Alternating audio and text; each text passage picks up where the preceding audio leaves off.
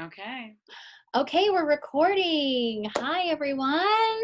Welcome. It's Women Crush Wednesday, so you know I had to launch my new show, which is Jen's Funny Female Friends. You know I love that alliteration. Today, my guest is the wonderful Elyssa Phillips. Hi, Jan. Hi, Alyssa's the artistic director of the pack. If you didn't already know that, she's my co-host for Mozza Mealtime. Yes. She's an amazing writer, actor, improviser. She even wrote a song during quarantine. I mean, listen, you got to do what you got to do. Tough She time. does it all. She is a social media maven. She does it all. It's hardest working lady in comedy. Oh, that's kind of you. Thank you. Just in general. I'm not going to be like, no, I'm not, because You're like, I am. I'm going to own it. Walk me through a typical day. How much sleep are you getting at night? I've been trying to be better. Typically it's 6. Like 2 to 8 a.m.? Yeah, it's like 2 to 8 a.m. It's basically 2 to 7, and then I make myself stay in bed from 7 until 8. So I'm like awake, and I'm usually doing like some kind of like social media for either myself or the theater or someone from 7 to 8, but I'm doing it in bed, so I count it as rest. You're like, I'm kind of resting. I mean, my head's on a pillow, maybe. Yeah, exactly.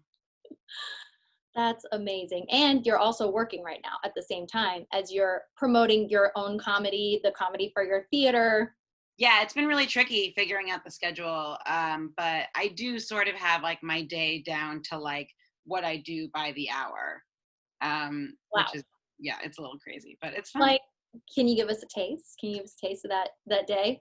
So you said you're checking emails at 7 a.m.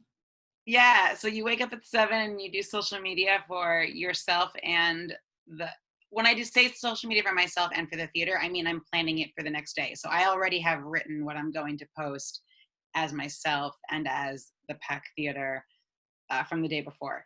So I prepare, I get those posts out and I get like all my hashtags ready. It takes a while. Yeah. And then I get up at 8, and for the past like 2 months, I've been meditating, which I never thought would ever come out of my mouth.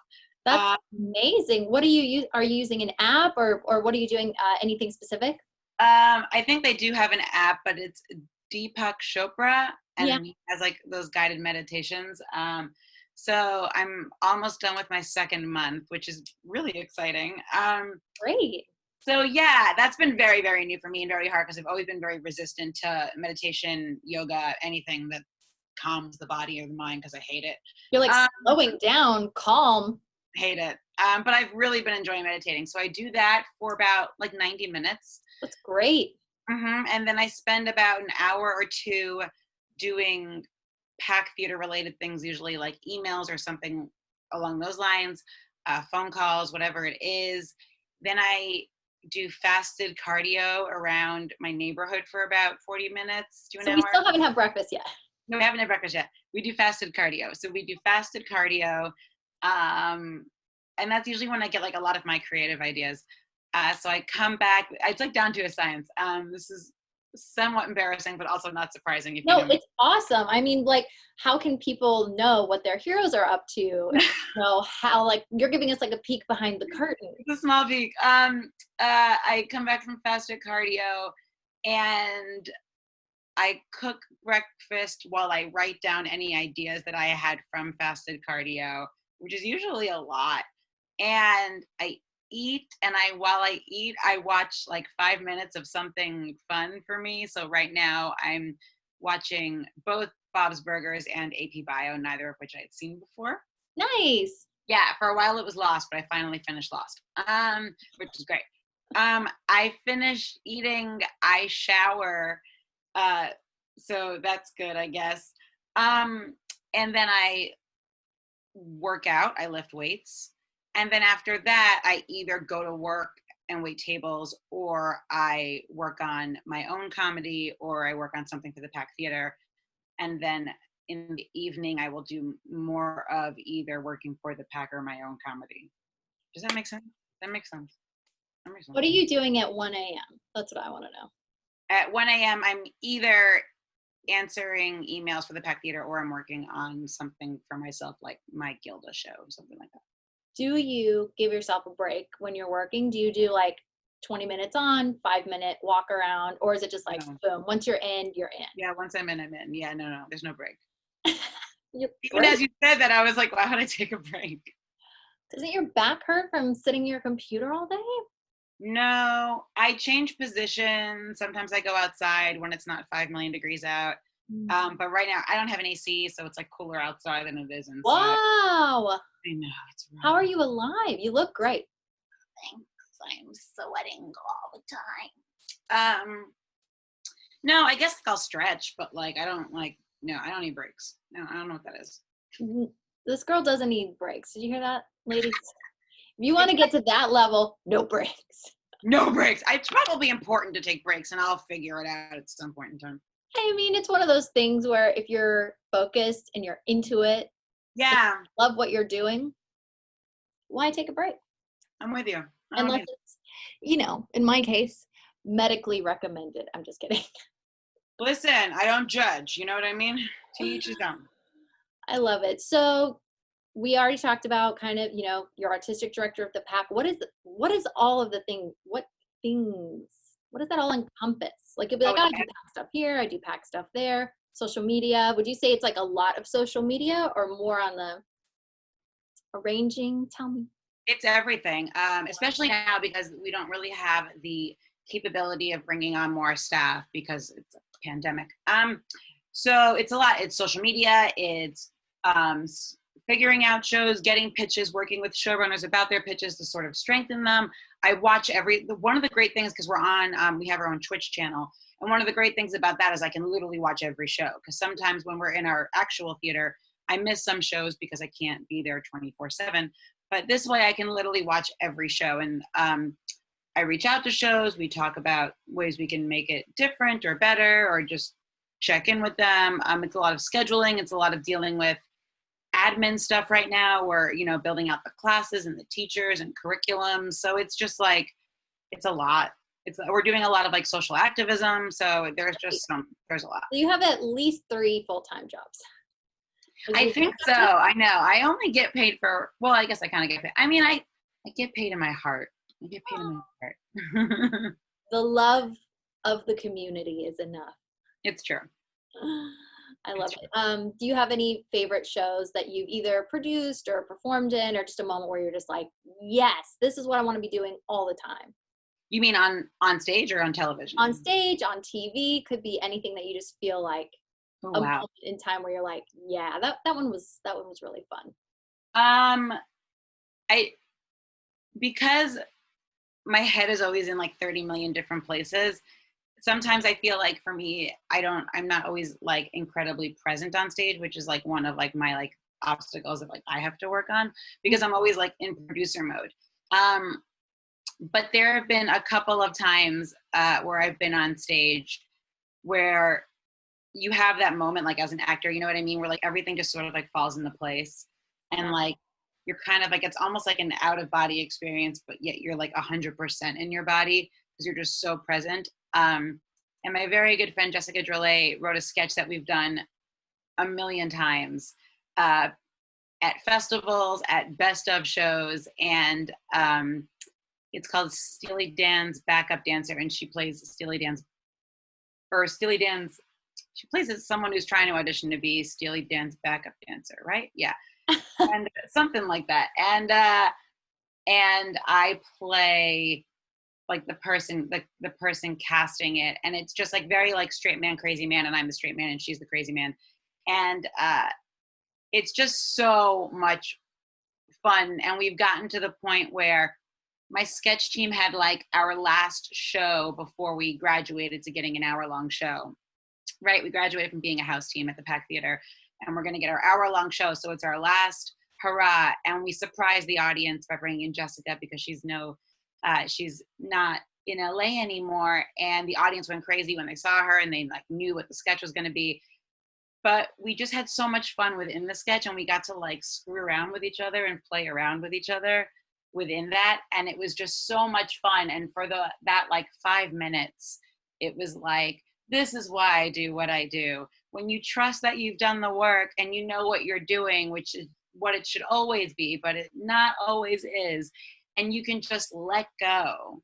And it was so much fun. That's So much fun. so fun. It just feels so good when It you're out feels so good. And I wish it could always be that way. And I guess it probably could and should. And that's like what we all like strive towards, but it's not always that way. Do you feel like, I mean, it's funny when you're talking about that, it makes me think of like being a kid. Like you do funny stuff when you're a kid because you just want to. It's not like anybody's giving you pressure. There's no script. There's no, it's just kind of like pure joy and pure fun. Yeah. My would, favorite improv class shows to go to is Improv 101. I love watching 101 shows because it's their first time doing it. You know what I mean? So like they're not bogged down by like the principles of improv and game and like edits and like, you know, being funny. Like they're just having fun. 101 shows are my favorite class shows to go to. I love they're watching. really fun because everyone's just really loose and Love it. and playing. It's almost, it is really like childlike in a way because it's just, oh, we can use our imaginations and anything is possible. Yeah, and then it all goes downhill from there because you get to like level 2 and you're like, structure. Yeah. You're like, what? I'm in my head again. No. Yeah. So would you say your kind of inroads into comedy was through improv? Or was it something else? I mean, I was an actor. I was an actor, a stage actor before I got into improv. And then my brother is like old school UCB, was UCB before it became like cool and hip to do UCB. And he would always tell me, he would always say like, I think you should do this. I think you should do this. And I remember going to watch him in New York at like UCB's first space ever. And I was like, what is this? This is scary. Am I going to die? I'm not doing this. And somewhere along the way, I gave in, and he offered to pay for my first class. Oh. So yeah, so I at that point I had gone to college for theater, and I had always done like, you know, you dabble in like short form and long form. You usually dabble in short form improv before you go into long form improv because that's just what people think of when people think of improv. It's hard to dabble in long form. That's true. And like when you talk to someone who doesn't know what improv is, for those of you who don't know what improv is, short form is like, whose line is it anyway? And when people, you know, it's like when you go, here it is, I'm gonna ramble. I once did speed dating, Jen, and when you tell people that you do comedy, what they think of is stand-up. Mm-hmm. People equate comedy with stand-up. People who don't know what we do equate comedy with stand-up. So people equate improv, in my opinion, with short form, which is fine. Yeah, they do. And when you say like, oh, I do improv, and they're like, so like, they don't know. You say, you know, like, whose line is it anyway, but different. Yeah. Usually what I say is, on whose line is it anyway, they know what the game is. They're going to be like, we're going to do an alphabet scene. And every line is going to start with a letter of the alphabet. It's like, oh, I understand that game. And they're making it up. And it's like, yes, so we're doing that in a longer form where we're discovering the game on the way. Yeah, nobody understands. They're like, it's like you already lost them. They're like, already lost them. So you do stand up or you exactly? Tell me a joke. That's my favorite. I got that a lot on that speed dating experience. Tell me a joke. No. Did you do speed dating here in LA or in Philly or where? I did it in LA with a bunch of my girlfriends. We sort of did it as a joke, although are very much single.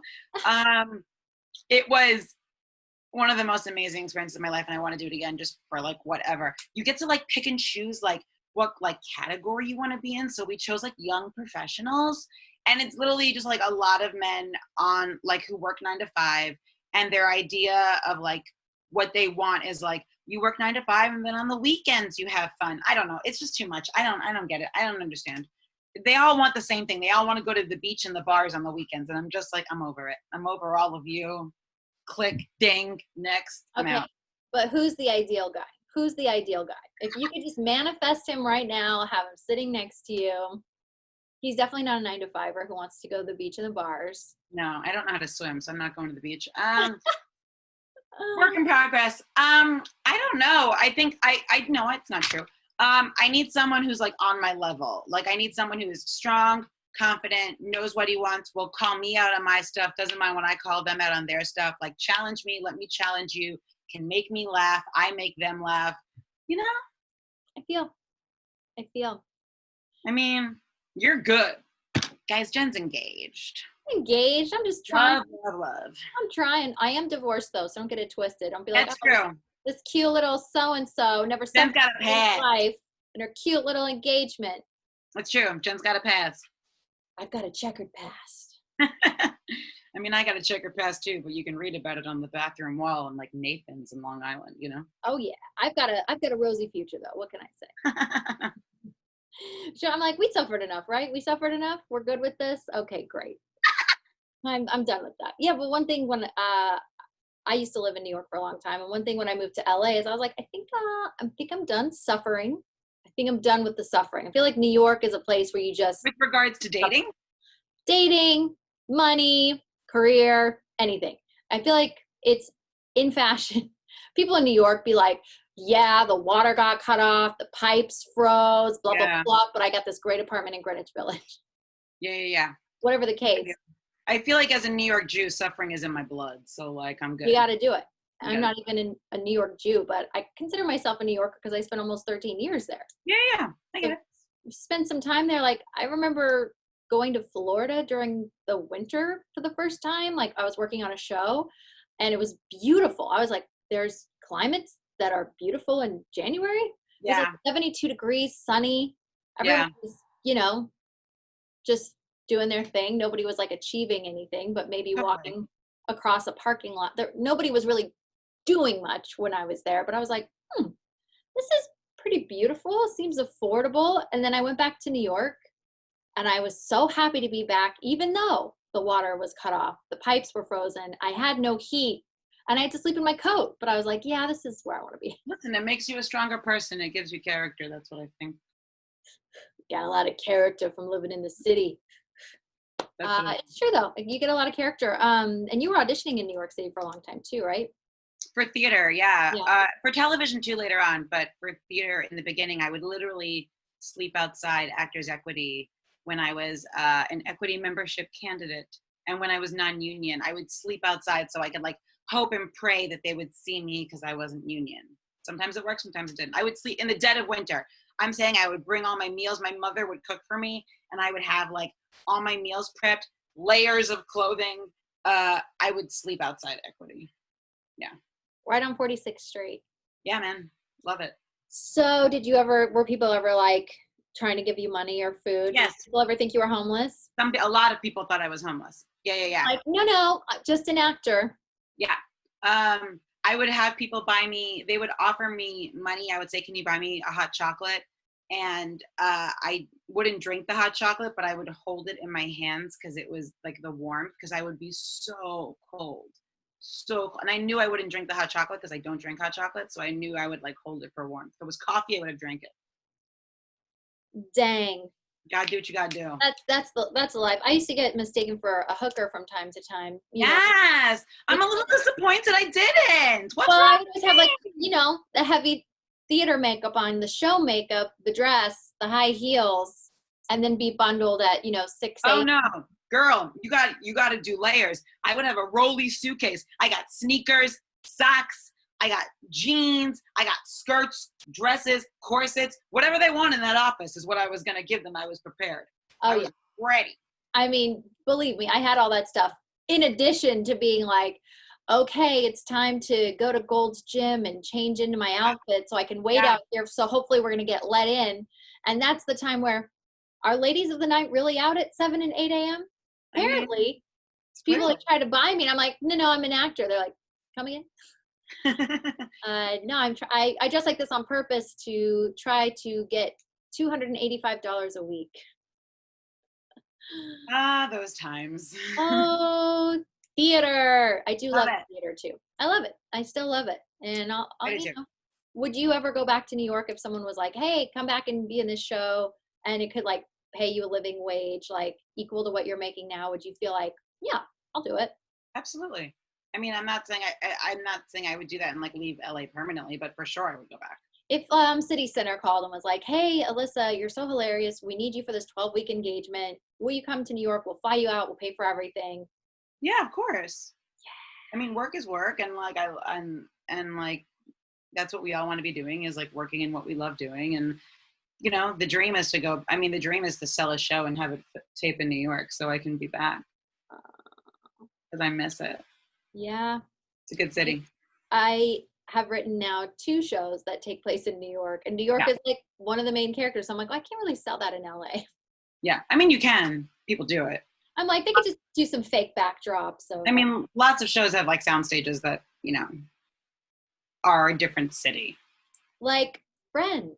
I was just going to say, Friends was not filmed in New York. So, yeah. Seinfeld, not filmed in New York. Yeah. So, It's possible. yeah. It's possible. What are you working on right now? For myself or for the pack? For you. I don't know what the difference is. I am working on what I've been working on for a long time. My one-woman Gilda Radner show called Delicious Ambiguity. Delicious Ambiguity. Yeah, that's like something she would speak about all the time. Basically, just everything happens for a reason, and and the moments are going to come, and take them for what they are, and make the most of it, and be positive in them, and yeah. Would you say Gilda is your hero in comedy? She's one of them, for sure, for different reasons. I would probably say Gilda, Lucille Ball, Katharine Hepburn are the women. I mean, strong, badass women who have paved the way for others, for sure. For sure. Those are the 3 that come to my mind off the top of my head. Yeah. Yeah. I love Gilda too. I'm a big fan of Madeline Kahn, and there's just so many great. There's so many. I mean, the thing is, there's so many. You know but what I mean? I love that you're doing a one-woman show about Gilda. Yeah, I'm really. People must see you and be like, Gilda. All the time, which is great, and I think that's amazing, and I'm so thankful for that, and I'm grateful for that. I'm really excited though, because it takes place at a period of time in her life that no one ever really talks about. Because she wrote diaries for a really, really long time until she got to New York, and then she stopped writing. And it's sort of like, why would you stop writing? So it takes place, I don't want to say too much, but it takes place before she landed SNL, but when she was in New York. Cool. Our favorite city. Huh? I said our favorite city, New York. Right. Yeah. No shade to LA. We love LA too, but no, we love LA. It's great. Great city. Would you say what would be your dream for this vehicle, for this show for you? Like ideal, like world. Oh, well, I mean, I guess if I'm going like big, I mean, I have like small tangible goals for it. Of course, we all do. But I want to know like that big, big dream. I guess the big dream would be to find a way to make it doable as a sitcom. I don't know if it could work that way, because I've given it thought, obviously, but I haven't structured it to make it a sitcom, although I've had people who I've pitched it to tell me I should make it into a sitcom. So I guess that would be like the big dream goal, but for sure, I just want to like work the festival circuit, and I want to get it out there and just seen by everyone. I always find it interesting. There's so many people now, like casting directors and agents, who are young or younger than me, and they are not familiar with who Gilda Radner is. And I think that's sad. Yeah. Spread that good news. So I have an issue with that. So it's like I once took a sitcom comedy class I love, and I was working outside on the scene with my scene partner, and we're going back and forth and working on the scene, and I was like, yeah, this feels like so Who's on First, right? And he was like, what? And I was like, feels so Who's on First. And he's like, what? And I was like, Abbott and Costello. And he went, who? And I went, no. Pause. I went back inside, and I told the teacher, I was like, I refuse to do a scene in a master class for sitcom comedy with someone who doesn't know who Abbott and Costello are. I don't care if you're 20 years old and like a YouTube star. I don't care. And I literally, which is wrong of me to do, by the way. And that night I went on his Facebook and I posted like a video of Who's on First. And he was like, this is so funny. I was like, yeah, I know. Because you got to just, turn that frown upside down. You're like, okay. I just think I'm a geek though. So I don't want to get in like a soapbox. I just think if you're going to do something like comedy, you should like know where comedy comes from. You should know the history of comedy And you don't have to, and I'm by any stretch of the imagination. There are so many people who are so funny, and I consider people that I look up to who have never seen an episode of SNL or who have never watched Seinfeld or, whatever it is, or I Love Lucy or whatever. And I think that's fine. I just think it makes you better as a performer, as a writer, and as a person in comedy if you know where it comes from. It certainly can't hurt, right? No, it can't hurt at all because you know where joke structure comes from. You understand. I mean, going back to like vaudeville, don't even get me started. Well, it's just that it can't hurt, right? Because you already have, even if you're thinking of yourself as a child, nobody comes out of the womb with like knowledge of comedy, joke structure, timing, right. like that. Sometimes it seems like people just have timing or they don't have timing. Totally. 100%. I just think it makes you, if you understand it a little bit better and like the etymology of it, I think it can only make you a stronger performer and writer, creator. Well, it's just that, that 10,000 hours while you're studying and learning and soaking up, obviously other people's performances and structure, and it just keeps building the comedy machine. Totally. I mean, look, if you want to sit at home all day and play like, Resident Evil on your whatever system does that and not watch, Who's on First, that's on you. Like, you're like, I'm like, we're going to be posting a link to Who's on First. Or Resident Evil. I think that's a game. As I was saying, and I was like, that better be a game. Is that a game, or is that just people in quarantine that aren't paying their rent? Right. I have a good one. From the landlord's perspective. Tell me about your outfit. I'm obsessed. What's going on here? My outfit? With lightning earrings. We've got sparkles. I love it. Oh, it's because I'm in a black tank top because it's 1,000,000 degrees in my apartment, and because I don't have AC. And when it's not a pandemic, I'm never at home. So this is like new for me. It's so weird. But yeah. No, I love it. It's just, you're giving me glow vibes, which is why I asked, because love it. Love wrestling. You also have like a super affinity for wrestling. I do. I kind of got into it as like a gimmick. It still sort of is a gimmick. But we do a show at the theater called Jack the Wrestling Comedy where we bring in, it's like a comedy wrestling show, but we bring in real wrestlers and put them in hilarious situations. And my personal trainer is a wrestler. And so I started going to watch him at indie shows and got super hooked. Because for me, it's like, it's hard for me to go to a comedy show or watch a movie or watch a TV show and not like analyze it in some sort of way. Very, very hard for me. But wrestling, I literally go and I don't know what I'm watching. So I sit back and for like 2 hours, I'm transported into this other world and I love it. I love it. It's so much fun. So yeah, so I've been brought on a lot as like a comedy commentator because I just think everyone's one of the four horsemen. Don't ask me what that is because I'm still not quite sure. You're like, I don't even know what that is. I'm even more lost than you are when it comes to anything wrestling. So where can you see shows? Obviously right now, I'm guessing during COVID, there's nothing going on live. Where can you see? Wrestling. Oh, wrestling. Live wrestling. I'm like a match? Well, there is, you can watch it on TV because they're all doing it. They are all doing it in a pandemic. There's just really no audience. So WWE is still filming live. AEW is filming live. There are some indie places that are just starting to go live, but they're not really bringing in an audience. They're just having like the other wrestlers be the audience. But you can watch it on TV and on the internet and stuff. There's still stuff going on. But before the pandemic, you were able to see live matches or meets, do they call them? I say the same thing.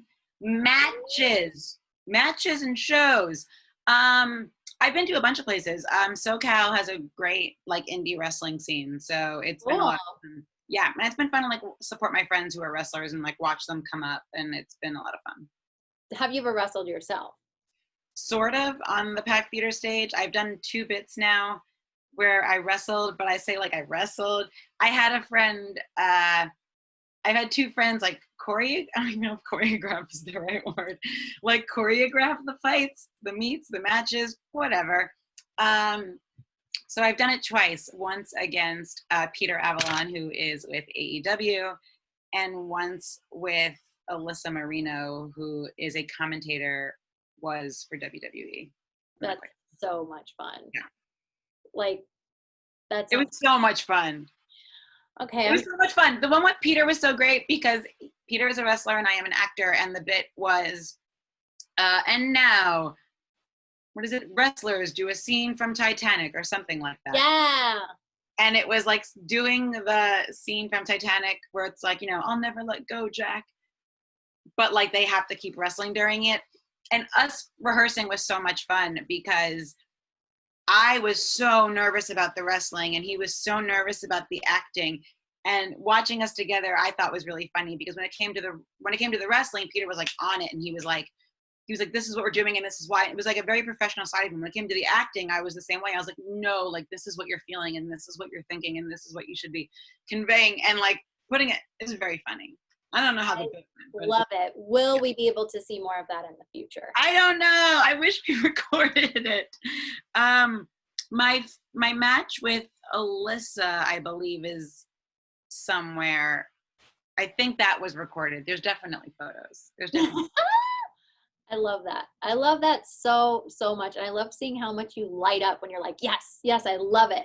I love it because it's just pure joy. It's because I know nothing. I don't even know. Nope, no nothing. Not a damn move. Fujiwara armbar is as technical as I get. Hey, you're one ahead of me. Yeah. That's awesome. I love that. Obviously, well, only obviously to us, but we have a show together. You do. Which, because this is the portion in the show I've decided you're my first guest, so we're just, we're wading through the waters. Do it. I'm here for you. I'm having so much fun. But we have a show together, so we do the Mozza Mealtime Show. It's our comedy show we do, and that is coming up September 7th. I believe. That's a Monday, 1:00. If you guys want to see us together, but we'll be wearing like far less cute outfits. Yeah, we will not be looking cute. I will be sweating in my Osteria Mozza uniform. She'll be sweating in her Osteria Mozza uniform. I'll be sweating in mine because I always sweat when we do the show because I'm under all these lights. Yeah. But it's our comedy show. It's basically our tribute to Osteria Mozza, where we met, where we worked together. It's for our guests. It's for people that we love and people that love food and people that love Nancy. If you don't know what Osteria Mozza is, it's an amazing Michelin-starred restaurant right here in LA. Get with it. Yeah, it's so much fun. It really has been so great to like reconnect with our staff, people who we've worked with, people who've worked with Mozza in years past, to connect with so many of our guests, like our regulars who come in all the time. It's been so special. I'm so glad we started doing this. Me too, because we're just chilling in the middle of the pandemic, like, oh my gosh, this world is over. But it's like, what can we do to give back? How can we just make people happy or raise awareness? And, when all of the, riots were breaking out and the racial inequality was kind of coming to front and center stage, it was like, okay, well, what can we do to like help support these Black owned restaurants, for example, which was a cause that we were like very passionate about. And, Alyssa's been doing a lot of social media for Black owned restaurants and just everything she can do. You're comedians writing letters on Zoom. Yeah, actually, I will say tomorrow, but by the time this airs, it will have passed. But I am doing comedians on Zoom writing letters, where we basically just get a bunch of funny people coming together live on Zoom, and we write letters and tweets to the necessary officials who need to get the message to demand justice for whatever I choose to be. So the one that will have just passed when this comes out is on Monday. Monday is or will be the 1-year anniversary of the death of Elijah McClain. So we're doing comedians on Zoom writing letters demanding justice for Elijah McClain. So it just, I think something that I have learned throughout this time right now is that I don't think I really understood the power of my own voice. Mm-hmm. I know that I'm seen as like a leader in the comedy community or whatever, but that's weird to me to begin with. I don't like that. But I think something I underestimated was the power of my own voice. Mm. And when I realized how powerful it is and how people do listen when I speak, when we all speak, I found it really empowering and I found it really freeing. And I was like, y'all listening? I got stuff to say. You're like, okay, yeah, I'm down. I've got something to say. So, and I think, I think it's a shame that it took what's going on in the world right now in general for me to realize it and for other people to realize it, but like we really do have a responsibility to take care of each other and to use our voices for good. So, you know, if I have the time to help others, why would I not want to do that? You know what I mean? Like, I just think it's important. And Yeah. it's the circle. Like, we all should be lifting each other up and giving back to each other. And when someone is down, we should be lifting them up. And like, you know what I mean? Like, it's great to be producing comedy. I think that's what the world needs right now. I think that's something that's special about Modes and Mealtime, is that for those 30 minutes, you know, you escape, and it's like people come and they watch and they laugh, and like, that's important. Yeah. That's important. We lift someone's spirits. Mm-hmm. That's us giving back, you know? And there's different ways. And like, you know, me working on the Pack Theater Twitch channel behind the scenes, you don't even see me, but like by doing that, I'm lifting up the other people. And like, that's important, you know? But then I think taking more active roles, like supporting Black-owned restaurants, getting people to come out and do that, like community things, I think that's important too. I don't know what I'm doing. Listen, if you got a platform and you got a cause, use it. You don't got a platform, make your own. You got a platform, you just don't realize it. Listen, some gals I just took stand-up comedy with, we were like, let's raise money for a charity. Let's produce a show and raise money. So for us, we were thinking what's really, really important. And, you know, as COVID stretches on, like homelessness is just, it's really front and center right now. It's one of many, many things. So we raised a bunch of money for Midnight Mission, which is just this, it's a really incredible shelter actually here in Los Angeles. It's just like they empower people, like homeless men and women, by like, there's 12-step programs. There is a way for them to get education, to get back up on their feet, instead of, you know, just like, okay, here's a hot meal and there's no way to solve this problem. Like, they're actually actively helping people to get their lives back. I think that's great. Something I'm trying to focus more on is things that is not raising money, but doing other things. That's kind of where Comedians on Zoom Writing Letters came from, was because, it's hard for people to donate money right now because everyone's been donating left and right. Also, it's a pandemic. Yeah. So to ask people to give money when they're struggling themselves, to me, was like, all right, Elyssa, find something else. What else can we do? And that's sort of, to me, where, that's kind of why I stopped Comedians Support Black-owned Restaurants for a little bit. People pandemic, so asking people to come out during a pandemic seemed a little selfish. Also, some people don't have the money. So for me, it was also like, what are some other things we could be doing to like raise awareness and hopefully help? And so, you know, flooding the mailboxes of the governor of Aurora, Colorado seems like a good one to me. Yep. I couldn't agree more. And like, obviously we're sensitive to, we're all in this pandemic, you know, some people are doing better than others, but I think the main thing is like, at least for the show that I produced, it was like, well, people can have a choice. They can donate $1 or they can donate $100. It depends on your comfort level. Or if someone really couldn't donate something, I was like, you know what, if you just do smile.amazon.com, whatever you order through Amazon, if you pick this charity, you could just go to them. And your paper towels or your shampoo or whatever necessities, now a little bit of that is just going towards a good cause, and it doesn't cost you anything. Absolutely. Which I am like, I'm a big advocate for that. I'm a big fan.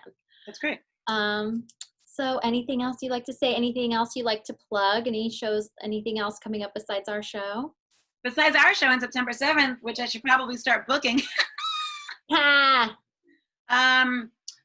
No, I mean, I'm always encouraging people just to check out the Pack Theater on Twitch, because we really are doing so much. We have shows 7 nights a week on our Twitch, and we are basically I gave permission.